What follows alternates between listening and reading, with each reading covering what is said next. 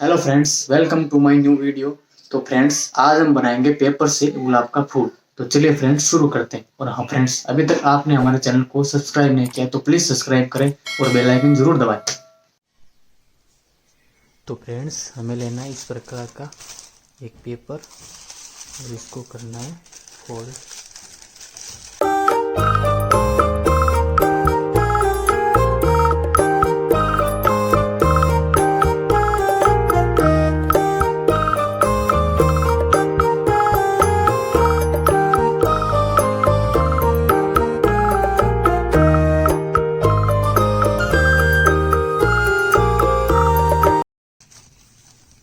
इतना फोल्ड करने के बाद इतनी जगह रखनी है और इसमें लगाना है एक और पेपर में।